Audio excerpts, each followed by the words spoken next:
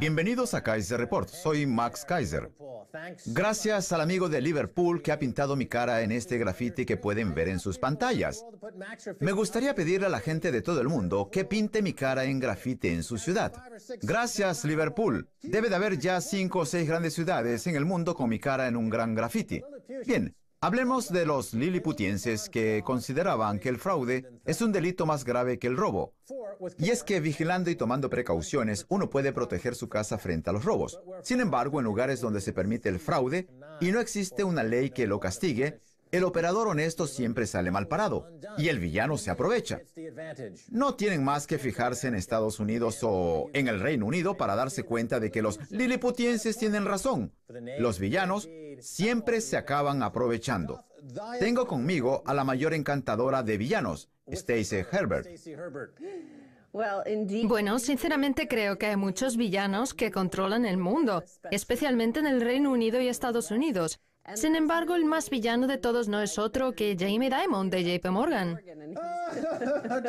Jamie Dimon tiene un don que le permite no desaparecer nunca, como el herpes o el SIDA. Es un herpes financiero que, donde quiera que vaya, infecta de su virus bancario a la gente. Yo añadiría que es un liliputiense y un gran indio, todo en uno. McCain presiona a la justicia para que exija responsabilidades a los ejecutivos de JP Morgan.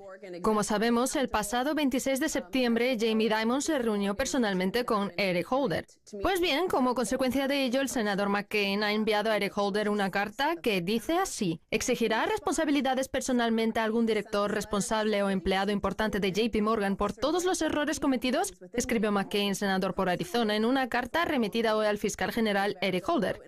McCain, la cabeza visible de los republicanos en la subcomisión del Senado que investiga las pérdidas récord registradas por JP Morgan el año pasado, criticó la reunión que mantuvo Holder el pasado 26 de septiembre con el director general de JP Morgan y lo definió como algo muy poco habitual. La reunión tuvo lugar para hablar sobre la supuesta multa de 11.000 millones de dólares que, como responsable de JP Morgan, tendrá que pagar por haber cometido fraudes hipotecarios. Enhorabuena a John McCain, retiro todo lo desagradable que dije de él por sus tendencias belicosas y su intención de bombardear Irán. Voy a eliminar el tuit en el que dije: querido Vietnam, llévese a John McCain y métalo de nuevo en un campamento para prisioneros de guerra, que parece que eso le gusta. Parece que quiere enfrentarse a los banqueros mafiosos y por eso escribió una carta a Eric Holder. Desgraciadamente, Eric Holder, al igual que Gary Gensler, de la Comisión de Comercio en Futuro sobre Mercancías, que los miembros de la Comisión sobre Intercambios y Garantías y que el resto de las autoridades reguladoras son pagados por Jamie Dimon. Sin embargo, como decían los liliputienses, el fraude constituye el mayor peligro para una economía, puesto que expulsa del mercado a los buenos, a aquellos que pretenden vivir honradamente, mientras que al villano se le permite cometer un fraude tras otro, y luego acudir al Departamento de Justicia para mantener una reunión en persona. La situación podría parecerse al encuentro entre Príncipe Bandar y Blair. ¿Lo amenazó? ¿Quién sabe lo que sucedió en esa reunión? El caso es que John McCain afirmó: su encuentro en persona con el director general de una empresa a la que se está investigando por la vía penal, celebrado a petición del propio director, mientras las negociaciones sobre la posibilidad de llegar a un acuerdo sobre el pago aún siguen abiertas. Es algo muy poco habitual y, teniendo en cuenta las circunstancias en que se produjo, puede suscitar preocupación. Como solía decir William Blake, antiguo regulador bancario que metió a muchos banqueros en la cárcel tras la crisis de ahorros y préstamos, la economía de Estados Unidos tiene una marcada naturaleza delictiva. Y ese carácter se pone de manifiesto día tras día. Eso sí, nuestros amigos de la CNBC lo niegan todo. No creen que Jamie Dimon o Lloyd Blankfein de Goldman Sachs hayan cometido grandes delitos o fraudes, pero lo han hecho y hay pruebas de ello. Si tras la crisis de ahorros y préstamos no se hubiera legalizado los fraudes bancarios que comete Jamie Dimon en la actualidad, estaría en la cárcel, al igual que los banqueros de esa época. Recuerda que una de las consecuencias de la crisis de ahorros y préstamos fue cuando los banqueros cambiaron las leyes para que los delitos cometidos durante esa crisis fueran legales. Descriminalizaron las estafas Ponzi y el terrorismo bancario, una forma de ganar dinero ampliamente aceptada en Estados Unidos. Pues bien, si las leyes no hubieran cambiado, Jamie Dimon estaría sentado al lado de Bernie Madoff, Sin embargo, Eric Holder y toda la clase dirigente de Washington que recibe dinero de los extorsionadores de Wall Street han cambiado las leyes para que los delitos, con penas de prisión e incluso ahorcamiento, ya no lo sean. Cabe señalar que ahora en el mundo de los tuiteros interesados en el mundo de las finanzas, las estafas Ponzi se denominan estafas Osborne. Estafas Osborne. Creo que debemos explicar de dónde salen las referencias a los liliputienses. Hablamos del libro Los viajes de Gulliver. Escrito por Swift en 1726. Son los liliputienses. Eso es. Sí, parecen muy sabios los liliputienses. Bien, estamos hablando de un ambiente delictivo en el que abundan los fraudes y los villanos. Ahora bien, ¿cómo llega a ocurrir eso? ¿Cómo es posible que a la población le parezca bien que solo vayan a la cárcel los violentos que protagonizaron los disturbios de Londres hace unos veranos y que, mientras tanto, Jamie Dimon pueda acudir al Departamento de Justicia para reunirse con el fiscal general de Estados Unidos y decidir si se le debe multar o si debe enfrentarse a algún tipo de castigo? Pues bien, todo ello se debe en parte a los medios de comunicación y a la propaganda, lo que nos lleva al siguiente titular: los defensores de JP Morgan de la CNBC. Voy a mostrarte un pequeño vídeo en el que María Bartiromo de la CNBC entrevista a Alex Parin del Huffington Post. ¿Deberíamos hablar de la fortaleza financiera de JP Morgan en este momento? Porque a pesar de las pérdidas, el banco sigue funcionando bien. Ha conseguido ganancias de decenas de miles de millones de dólares e ingresos de cientos de miles de millones. ¿Cómo puede usted criticar eso? Creo que muchos de sus ingresos y de sus ganancias proceden de operaciones turbias.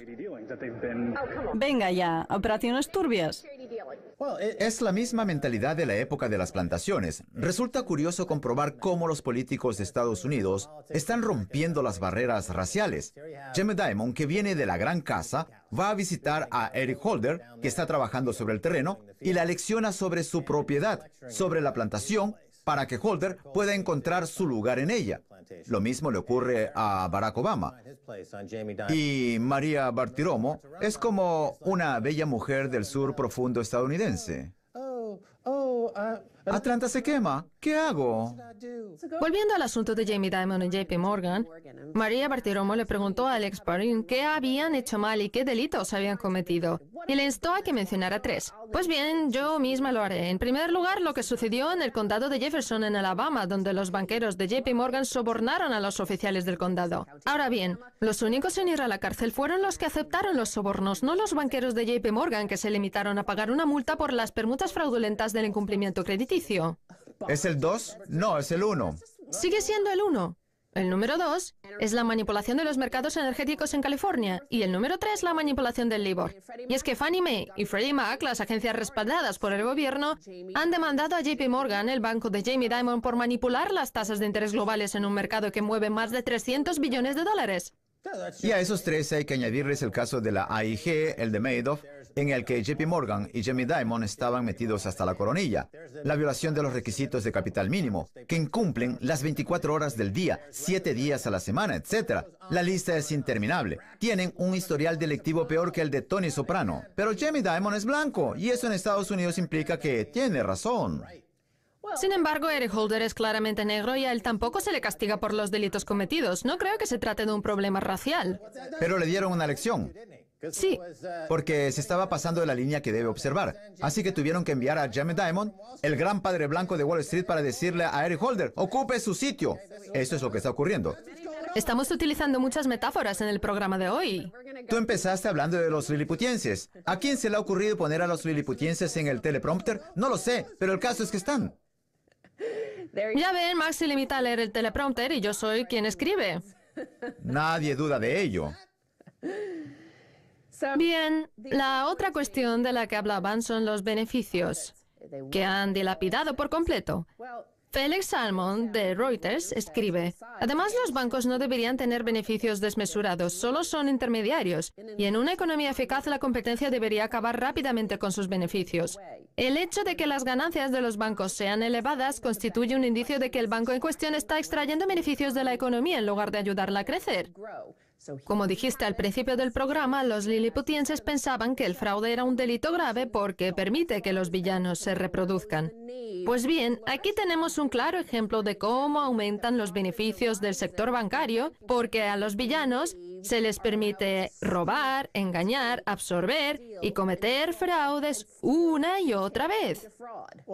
Bueno, yo prefiero quedarme con la comparación de las plantaciones. El argumento que se utilizaba en el sur para justificar la esclavitud era precisamente que era rentable.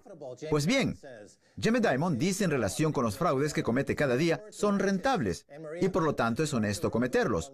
Por su parte, María Bartilobo, o como quiera que se llame, es partidaria de la idea de que cada uno debe hacer lo que le corresponde.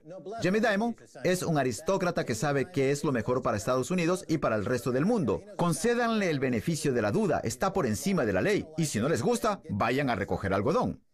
Por último, Felix Salmon también señala en su artículo que la razón por la que Jamie Dimon fue a reunirse con Eric Holder fue en relación con el fraude de las hipotecas que destruyó el mercado hipotecario estadounidense. De hecho, en la actualidad, casi el 100% de las hipotecas están respaldadas por el gobierno de Estados Unidos, puesto que el sector privado no existe.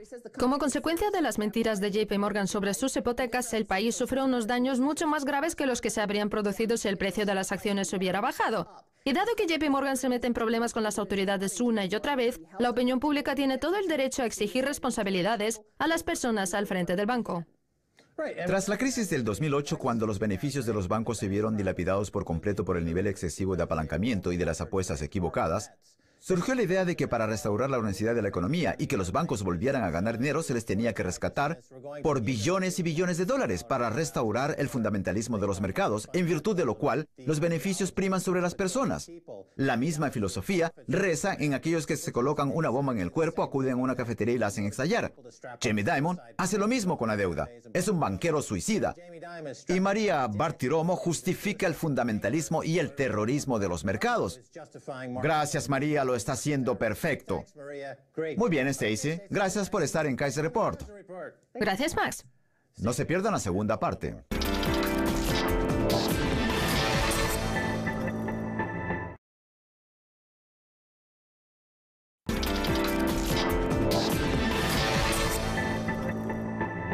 Bienvenidos de nuevo a Kaiser Report, soy Max Kaiser. Es momento de hablar con Mark Armstrong de publicbanking.org. Mark, bienvenido. Hola, Max. Muy bien, Mark. En primer lugar, hablemos del sistema bancario tal y como lo conocemos y de la función de la Corporación Federal de Seguros de los Depósitos, la FDIC. La Corporación Federal Aseguradora de los Depósitos tiene como objetivo proteger los fondos de los ahorristas, pero solo cuenta con 26.000 o 27.000 millones de dólares, mientras que el total de los depósitos supera con creces el billón. Así pues, si tenemos en cuenta que la burbuja de los derivados supera los 10 billones, podría generarse un grave problema. Veamos un instante estas cifras. Usted asegura que el total de los depósitos suman más de $1 billón. Ahora bien, ¿con qué cantidad cuenta la FDIC? Con unos 27.000 millones. De acuerdo. Recordemos, por ejemplo, lo que sucedió en Chipre, donde se produjo un retiro de dinero y los depósitos que los ciudadanos tenían en los bancos fueron confiscados por el gobierno. Usted asegura que la FDIC dispone de una cantidad de fondos ínfima en el caso de que se produzca un desplome del sistema financiero, que ocurrirá casi seguro dentro de poco. ¿Qué piensa usted? ¿Podría decirse que Estados Unidos es un firme candidato a que se produzca un retiro de dinero? Sí, porque según la ley Dodd-Frank, los contribuyentes no pueden rescatar a los bancos. Por lo tanto, cuando quiebren, ¿qué van a hacer? No se les aplican las mismas reglas que a otros negocios. Y es que cuando un banco quiebra, sus activos se dispersan, consiguen hacerse con los depósitos y convertir a los ahorristas en accionistas para continuar con su actividad. Bien, hay otro aspecto muy importante del que usted y Ellen Brown, seguidora y amiga de este programa, hablan en publicbanking.org. ¿El ahorrista es dueño de su depósito? No. Explíquelo mejor. Si yo le doy mi dinero al HSBC o Citibank o a cualquier otro banco, ¿no soy dueño de ese dinero? No, se convertirá en acreedor del banco. El dinero es propiedad del banco, que lo trata como una obligación. El banco le debe ese dinero a usted. ¿Siempre ha sido así? Sí. ¿Y hay alguien que esté intentando cambiarlo aparte de ustedes? Porque existe un claro conflicto de intereses. Si las cosas van mal, lo primero que dice el banco es que esos depósitos son suyos y que uno tiene que hacer cola detrás de los grandes acreedores. El año 2008 fue una llamada de atención para la opinión pública estadounidense y el resto del mundo. La gente se está empezando a dar cuenta que el sistema bancario está repleto de fraudes. Se nos ha dicho una cosa, pero la realidad es otra. El sistema está repleto de fraudes. Parece como si hubiera una plaga y todos los bancos y entidades compartieran estos fraudes. En la década de 1980 se produjo la crisis de ahorros y préstamos, cuando bancos extendían certificados de depósitos a la gente sabiendo que no podría pagarlos y que cuando eso ocurriera, el gobierno intervendría, es decir, se aprovecharon del sistema. Ahora bien, cuando se descubrió ese escándalo, en lugar de que el gobierno o cualquier autoridad impusiera normas que evitaran que eso volviera a suceder, parece que los grupos de presión de los bancos estadounidenses encontraron la fórmula para cambiar las leyes de manera que cuando volviera a hacer lo mismo, no fueran a la cárcel, como sucedió la vez anterior, cuando más de 1,000 banqueros acabaron en prisión. Mark Armstrong, ¿me equivoco? No, tiene toda la razón. Y lo peor es que, a pesar de las leyes existentes en el ámbito de las quiebras, se les trata de forma especial. Cuando un banco quiebra, consigue hacerse con el dinero de los ahorristas y lo convierte en capital. No hay ningún otro negocio que pueda hacer eso, pero los bancos sí.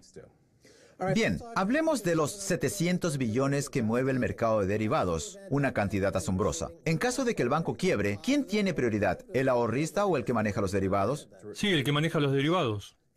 Usted ha dicho que la FDIC dispone de una cantidad muy pequeña para cubrir el billón de dólares de los depósitos.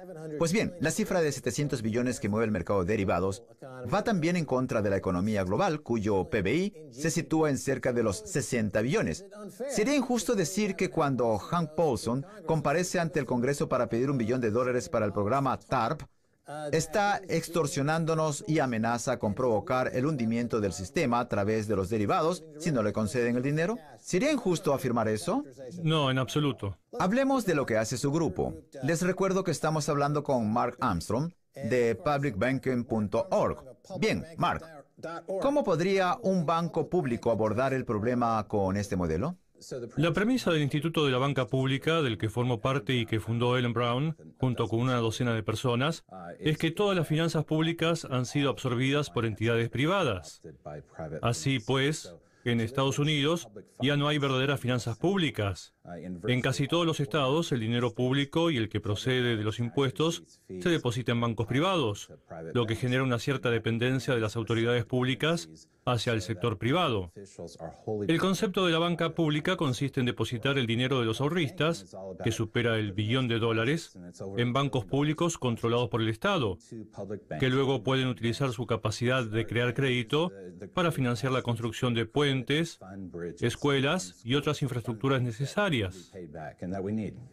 Parece que el sector bancario es muy simple. Cuando yo trabajaba en Wall Street, estaba en vigor la regla 363, que significa pagar intereses al 3%, prestar dinero al 6% y llegar al campo de golf antes de las 3. Sin embargo, este modelo de banca es tan simple que es prácticamente un servicio público. Me gustaría compararlo con el suministro de luz, que está regulado desde hace muchos años, ya que no es deseable que las empresas privadas determinen el precio de la energía, porque podría provocar daños a la economía. Pues bien, lo mismo ocurre con el sector bancario, que es un servicio público. Sin embargo, ya no existen bancos públicos. Todos han sido adquiridos por bancos gigantes, privatizados y apalancados hasta niveles de 50 o 60 a 1. Lo que usted dice podría provocar esta reacción en los que se olvidan de la historia de la banca. Usted está desterrando el mercado libre y el capitalismo para volver a una especie de modelo intervencionista. Pero eso es falso. Usted propone que los bancos vuelvan a su origen. Sí. Es un negocio muy simple con una actividad muy sencilla y no debería organizarse de forma tan compleja. Si tomamos en consideración servicios públicos como la luz, el agua, los transportes o el correo, nos damos cuenta de que probablemente hay uno que sea más importante que todos ellos. la creación del dinero. Cada uno de esos mercados se concibe como un ámbito cuya industria se quiere regular, además de proporcionar un servicio público. Eso es lo que hace posible que salga agua del grifo, que la electricidad circule por los cables o que el correo se distribuya por todos los lugares, aunque esos servicios se estén privatizando, tanto en el Reino Unido como en Estados Unidos. Pues bien, las finanzas públicas también han sido privatizadas por completo. De hecho, las autoridades públicas financieras necesitan acudir al mercado privado para obtener fondos a un costo relativamente bajo. Incluso en California se han vendido bonos de cupón cero durante los últimos 7 años por valor de $9.000 millones, que al haber sido financiados han provocado un costo de $27.000 millones en concepto de intereses. Se están absorbiendo las finanzas públicas, por lo que la banca pública puede constituir una alternativa para financiarnos por nosotros mismos, sin tener que acudir a los mercados privados. No me gustaría generalizar, pero hay una cosa que no comprendo de los estadounidenses. Parece que les gusta y que entienden que Walmart utilice su gran tamaño para presionar a los proveedores y conseguir precios bajos. Pero, sin embargo, no parecen entender que el tamaño del gobierno puede utilizarse para presionar a los proveedores y conseguir una banca, una sanidad y transporte barato. En otras palabras, los que más se beneficiarían si se negociara como lo hace Walmart serían los ciudadanos. Y sin embargo son los primeros en decir, no, no queremos precios bajos, queremos pagar hasta que nos desplumen. ¿Por qué ocurre eso, Mark? Como usted dice, la banca es un negocio sencillo y lo que les da a los banqueros el derecho de extender el crédito es el permiso bancario, que suele conceder el gobierno de cada estado. Sin embargo, los gobiernos se privan del derecho de poseer ese mismo permiso, sentarse en la mesa y tener acceso a fondos a bajo costo, que es lo que se necesita para financiar mejor los puentes, las escuelas, etc. Fíjese en el puente de la Bahía de San Francisco, que acaba de volverse a abrir. Es un puente muy bonito. Hace 2 días que lo crucé por primera vez. Pues bien, su remodelación ha supuesto un costo de 6.400 millones en materiales y servicios y un gasto de otros 6.000 millones en concepto de intereses. Sin embargo, durante su remodelación no nos fijamos en cómo se costearía y eso que su financiación hace que el costo se duplique. Como solemos decir en este programa, el PBI abarca todas las inversiones erróneas que la comunidad realiza y los intereses que esas inversiones generan. Sin embargo, cuando analizamos la inflación respecto al trabajo, comprobamos que todo se devalúa. Así pues, si uno se gana la vida trabajando, todo se devalúa. Y eso que Ben Bernanke insiste en mantener las tasas de interés bajas para ayudarnos. Sin embargo, si yo soy banquero, el PBI es estupendo y tengo que pagarme una prima. ¿Es verdad eso? Así es. Nos queda un par de minutos. Díganos cómo funcionaría un banco público, cómo lograría reducir los costos de servicio de la deuda. Usted se plantea la idea y me gustaría que ahondara un poco más, porque en esta economía los costos de los intereses son la causa de todos los males.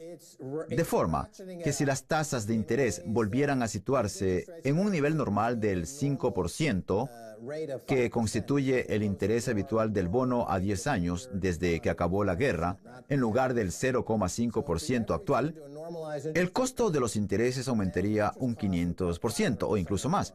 Pero nadie parece estar protegiendo a la gente de eso. Cada vez se acumula más deuda que llena los bolsillos de Goldman Sachs, JP Morgan, el HSBC y Barclays. De acuerdo. Podemos poner como ejemplo el Banco del Dakota del Norte, que es el único banco público de Estados Unidos y que financia las infraestructuras.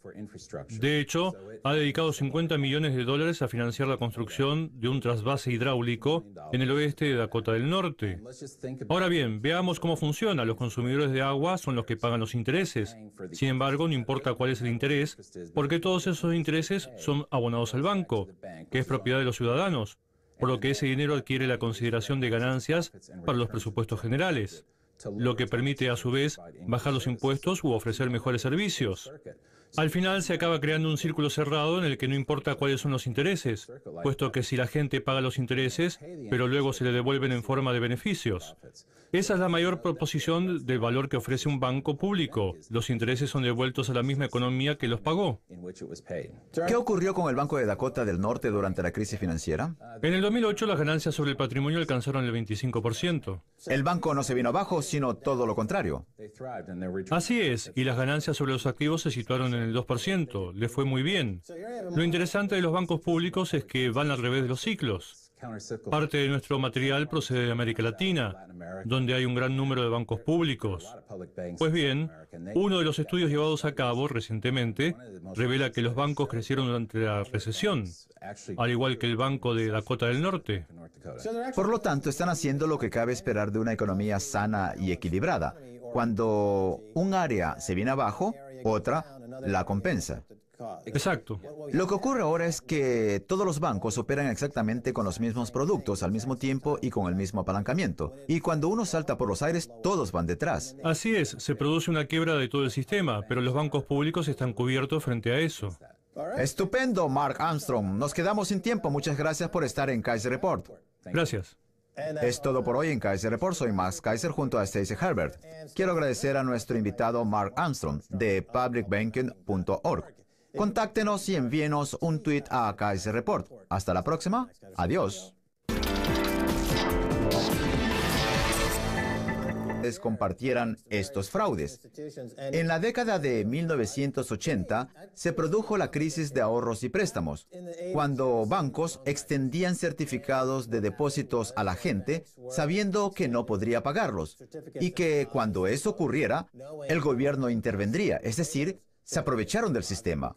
Ahora bien, cuando se descubrió ese escándalo, en lugar de que el gobierno o cualquier autoridad impusiera normas que evitaran que eso volviera a suceder, parece que los grupos de presión de los bancos estadounidenses encontraron la fórmula para cambiar las leyes de manera que cuando volviera a hacer lo mismo, no fueran a la cárcel, como sucedió la vez anterior, cuando más de 1,000 banqueros acabaron en prisión.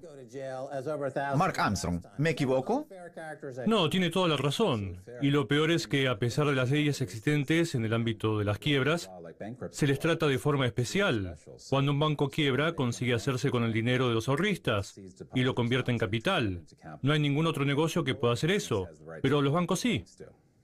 Bien, hablemos de los 700 billones que mueve el mercado de derivados, una cantidad asombrosa. En caso de que el banco quiebre, ¿quién tiene prioridad? ¿El ahorrista o el que maneja los derivados? Sí, el que maneja los derivados.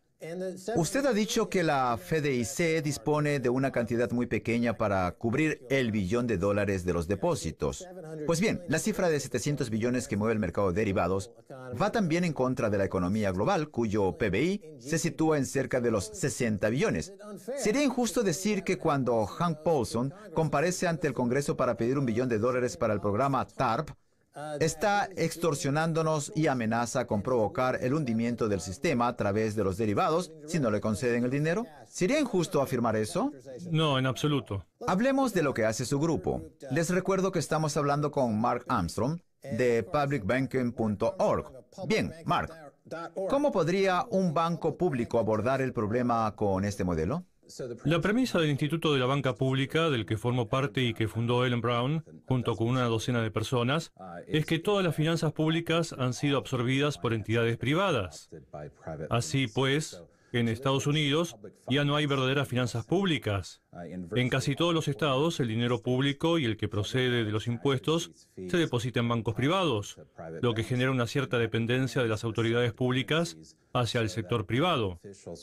El concepto de la banca pública consiste en depositar el dinero de los ahorristas, que supera el $1 billón, en bancos públicos controlados por el Estado, que luego pueden utilizar su capacidad de crear crédito para financiar la construcción de puentes, puentes, escuelas y otras infraestructuras necesarias. Parece que el sector bancario es muy simple. Venga ya, operaciones turbias. Es la misma mentalidad de la época de las plantaciones. Resulta curioso comprobar cómo los políticos de Estados Unidos están rompiendo las barreras raciales. Jamie Dimon, que viene de la gran casa, va a visitar a Eric Holder, que está trabajando sobre el terreno, y la lecciona sobre su propiedad, sobre la plantación, para que Holder pueda encontrar su lugar en ella. Lo mismo le ocurre a Barack Obama. Y María Bartiromo es como una bella mujer del sur profundo estadounidense. Atlanta se quema. ¿Qué hago? Volviendo al asunto de Jamie Dimon y JP Morgan, María Bartiromo le preguntó a Alex Parin qué habían hecho mal y qué delitos habían cometido, y le instó a que mencionara 3. Pues bien, yo misma lo haré. En primer lugar, lo que sucedió en el condado de Jefferson, en Alabama, donde los banqueros de JP Morgan sobornaron a los oficiales del condado. Ahora bien, los únicos en ir a la cárcel fueron los que aceptaron los sobornos, no los banqueros de JP Morgan, que se limitaron a pagar una multa por las permutas fraudulentas del incumplimiento crediticio. ¿Es el 2? No, es el 1. Sigue siendo el 1. El número 2 es la manipulación de los mercados energéticos en California, y el número 3 la manipulación del LIBOR. Y es que Fannie Mae y Freddie Mac, las agencias respaldadas por el gobierno, han demandado a JP Morgan, el banco de Jamie Dimon, por manipular las tasas de interés globales en un mercado que mueve más de 300 billones de dólares. Y a esos 3 hay que añadirles el caso de la AIG, el de Madoff, en el que JP Morgan y Jamie Dimon estaban metidos hasta la coronilla. La violación de los requisitos de capital mínimo, que incumplen las 24 horas del día, 7 días a la semana, etc. La lista es interminable. Tienen un historial delictivo peor que el de Tony Soprano. Pero Jamie Dimon es blanco, y eso en Estados Unidos implica que tiene razón. Sin embargo, Eric Holder es claramente negro y a él tampoco se le castiga por los delitos cometidos. No creo que se trate de un problema racial. Pero le dieron una lección. Sí. Porque se estaba pasando de la línea que debe observar. Así que tuvieron que enviar a Jamie Dimon, el gran padre blanco de Wall Street, para decirle a Eric Holder, ocupe su sitio. Eso es lo que está ocurriendo. Estamos utilizando muchas metáforas en el programa de hoy. Tú empezaste hablando de los liliputienses. ¿A quién se le ha ocurrido poner a los liliputienses en el teleprompter? No lo sé, pero el caso es que están. Ya ven, Max se limita a leer el teleprompter y yo soy quien escribe. Nadie duda de ello. Bien, la otra cuestión de la que hablaban son los beneficios, que han dilapidado por completo.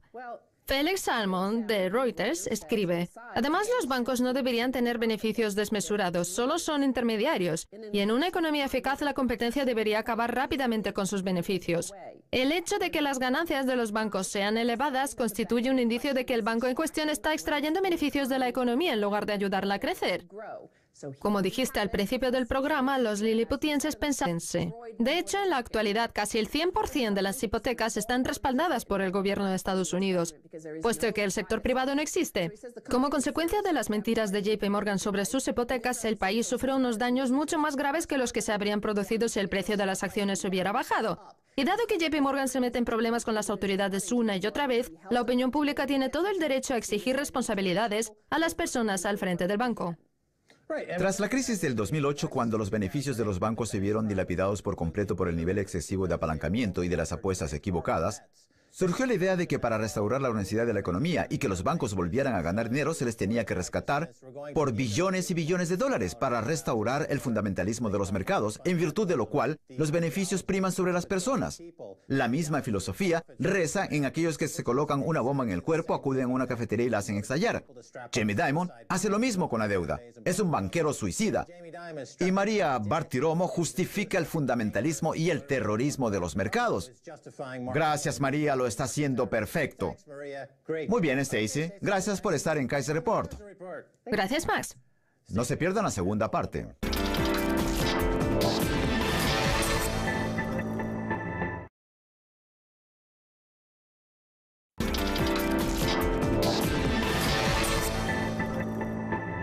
Bienvenidos de nuevo a Kaiser Report, soy Max Kaiser. Es momento de hablar con Mark Armstrong de publicbanking.org. Mark, bienvenido. Hola, Max. Muy bien, Mark. En primer lugar, hablemos del sistema bancario tal y como lo conocemos y de la función de la Corporación Federal de Seguros de los Depósitos. la FDIC. La Corporación Federal Aseguradora de los Depósitos tiene como objetivo proteger los fondos de los ahorristas, pero solo cuenta con 26.000 o 27.000 millones de dólares, mientras que el total de los depósitos supera con creces el billón. Así pues, si tenemos en cuenta que la burbuja de los derivados supera los 10 billones, podría generarse un grave problema. Veamos un instante estas cifras. Usted asegura que el total de los depósitos suman más de $1 billón. Ahora bien, ¿con qué cantidad cuenta la FDIC? Con unos 27.000 millones. De acuerdo. Recordemos, por ejemplo, lo que sucedió en Chipre, donde se produjo un retiro de dinero y los depósitos que los ciudadanos tenían en los bancos fueron confiscados por el gobierno. Usted asegura que la FDIC dispone de una cantidad de fondos ínfima en el caso de que se produzca un desplome del sistema financiero, que ocurrirá casi seguro dentro de poco. ¿Qué piensa usted? ¿Podría decirse que Estados Unidos es un firme candidato a que se produzca un retiro de dinero? Sí, porque según la ley Dodd-Frank, los contribuyentes no pueden rescatar a los bancos. Por lo tanto, cuando quiebren, ¿qué van a hacer? No se les aplican las mismas reglas. Ya no lo sean. Cabe señalar que ahora en el mundo de los tuiteros interesados en el mundo de las finanzas, las estafas Ponzi se denominan estafas Osborne. Estafas Osborne. Creo que debemos explicar de dónde salen las referencias a los liliputienses. Hablamos del libro Los viajes de Gulliver. Escrito por Swift en 1726. Son los liliputienses. Eso es. Sí, parecen muy sabios los liliputienses. Bien, estamos hablando de un ambiente delictivo en el que abundan los fraudes y los villanos. Ahora bien, ¿cómo llega a ocurrir eso? ¿Cómo es posible que a la población le parezca bien que solo vayan a la cárcel los violentos que protagonizaron los disturbios de Londres hace unos veranos y que, mientras tanto, Jamie Dimon pueda acudir al Departamento de Justicia para reunirse con el fiscal general de Estados Unidos y decidir si se le debe multar o si debe enfrentarse a algún tipo de castigo? Pues bien, todo ello se debe en parte a los medios de comunicación y a la propaganda, lo que nos lleva al siguiente titular: los defensores de JP Morgan de la CNBC. Voy a mostrarte un pequeño vídeo en el que María Bartiromo de la CNBC entrevista a Alex Parin del Huffington Post. ¿Deberíamos hablar de la fortaleza financiera de JP Morgan en este momento? Porque a pesar de las pérdidas, el banco sigue funcionando bien. Ha conseguido ganancias de decenas de miles de millones de dólares e ingresos de cientos de miles de millones. ¿Cómo puede usted criticar eso? Creo que muchos de sus ingresos y de sus ganancias proceden de operaciones turbias. Venga ya, operaciones turbias. Es la misma mentalidad de la época de las plantaciones. Resulta curioso comprobar cómo los políticos de Estados Unidos están rompiendo las barreras raciales. Jamie Dimon, que viene de la gran casa, va a visitar a Eric Holder, que está trabajando sobre el terreno, y la lecciona sobre su propiedad, sobre la plantación, para que Holder pueda encontrar su lugar en ella. Lo mismo le ocurre a Barack Obama. Y María Bartiromo es como una bella mujer del sur profundo estadounidense. Atlanta se quema. ¿Qué hago? Volviendo al asunto de Jamie Dimon y JP Morgan, María Bartiromo le preguntó a Alex Parin qué habían hecho mal y qué delitos habían cometido, y le instó a que mencionara 3. Pues bien, yo misma lo haré. En primer lugar, lo que sucedió en el condado de Jefferson, en Alabama, donde los banqueros de JP Morgan sobornaron a los oficiales del condado. Ahora bien, los únicos en ir a la cárcel fueron los que aceptaron los sobornos, no los banqueros de JP Morgan, que se limitaron a pagar una multa por las permutas fraudulentas del incumplimiento crediticio. ¿Es el 2? No, es el 1. Sigue siendo el 1. El número 2 es la manipulación de los mercados energéticos en California y el número 3 la manipulación del LIBOR. Y es que Fannie Mae y Freddie Mac, las agencias respaldadas por el gobierno, han demandado a JP Morgan, el banco de Jamie Dimon, por manipulación. Dimon pueda acudir al Departamento de Justicia para reunirse con el fiscal general de Estados Unidos y decidir si se le debe multar o si debe enfrentarse a algún tipo de castigo. Pues bien, todo ello se debe en parte a los medios de comunicación y a la propaganda, lo que nos lleva al siguiente titular: los defensores de JP Morgan de la CNBC. Voy a mostrarte un pequeño vídeo en el que María Bartiromo de la CNBC entrevista a Alex Parin del Huffington Post. ¿Deberíamos hablar de la fortaleza financiera de JP Morgan en este momento? Porque a pesar de las pérdidas, el banco sigue funcionando bien. Ha conseguido ganancias de decenas de miles de millones de dólares e ingresos de cientos de miles de millones. ¿Cómo puede usted criticar eso? Creo que muchos de sus ingresos y de sus ganancias proceden de operaciones turbias. Venga ya, operaciones turbias. Es la misma mentalidad de la época de las plantaciones. Resulta curioso comprobar cómo los políticos de Estados Unidos están rompiendo las barreras raciales. Jamie Dimon, que viene de la gran casa, va a visitar a Eric Holder, que está trabajando sobre el terreno, y la lecciona sobre su propiedad, sobre la plantación, para que Holder pueda encontrar su lugar en ella. Lo mismo le ocurre a Barack Obama. Y María Bartiromo es como una bella mujer del sur profundo estadounidense. Atlanta se quema. ¿Qué hago? Volviendo al asunto de Jamie Dimon y JP Morgan, María Bartiromo le preguntó a Alex Parin qué habían hecho mal y qué delitos habían cometido, y le instó a que mencionara 3. Pues bien, yo misma lo haré. En primer lugar, lo que sucedió en el condado de Jefferson, en Alabama, donde los banqueros de JP Morgan sobornaron a los oficiales del condado. Ahora bien, los únicos en ir a la cárcel fueron los que aceptaron los sobornos, no los banqueros de JP Morgan, que se limitaron a pagar una multa por las permutas fraudulentas del incumplimiento crediticio. ¿Es el 2? No, es el 1. Sigue siendo el 1. El número 2 es la manipulación de los mercados energéticos en California y el número 3 la manipulación del LIBOR. Y es que Fannie Mae y Freddie Mac, las agencias respaldadas por el gobierno, han demandado a JP Morgan, el banco de Jamie Dimon, por manipular las tasas de interés globales en un mercado que mueve más de 300 billones de dólares. Y a esos 3 hay que añadirles el caso de la AIG, el de Madoff, en el que JP Morgan y Jamie Dimon estaban metidos hasta la coronilla. La violación de los requisitos de capital mínimo, que incumplen las 24 horas del día, 7 días a la semana, etc. La lista es interminable. Tienen un historial delictivo peor que el de Tony Soprano. Pero Jamie Dimon es blanco, y eso en Estados Unidos implica que tiene razón. Sin embargo, Eric Holder es claramente negro y a él tampoco se le castiga por los delitos cometidos. No creo que se trate de un problema racial. Pero le dieron una lección. Sí. Porque se estaba pasando de la línea que debe observar. Así que tuvieron que enviar a Jamie Dimon, el gran padre blanco de Wall Street, para decirle a Eric Holder, ocupe sus bancos gigantes, privatizados y apalancados hasta niveles de 50 o 60 a 1. Lo que usted dice podría provocar esta reacción en los que se olvidan de la historia de la banca. Usted está desterrando el mercado libre y el capitalismo para volver a una especie de modelo intervencionista. Pero eso es falso. Usted propone que los bancos vuelvan a su origen. Sí. Es un negocio muy simple con una actividad muy sencilla y no debería organizarse de forma tan compleja. Si tomamos en consideración servicios públicos como la luz, el agua, los transportes o el correo, nos damos cuenta de que probablemente hay uno que sea más importante que todos ellos: la creación del dinero. Cada uno de esos mercados se concibe como un ámbito cuya industria se quiere regular, además de proporcionar un servicio público. Eso es lo que hace posible que salga agua del grifo, que la electricidad circule por los cables o que el correo se distribuya por todos los lugares, aunque esos servicios se estén privatizando, tanto en el Reino Unido como en Estados Unidos. Pues bien, las finanzas públicas también han sido privatizadas por completo. De hecho, las autoridades públicas financieras necesitan acudir al mercado privado para obtener fondos a un costo relativamente bajo. Incluso en California se han vendido bonos de cupón cero durante los últimos 7 años por valor de $9.000 millones, que al haber sido financiados han provocado un costo de $27.000 millones en concepto de intereses. Se están absorbiendo las finanzas públicas, por lo que la banca pública puede constituir una alternativa para financiarnos por nosotros mismos, sin tener que acudir a los mercados privados.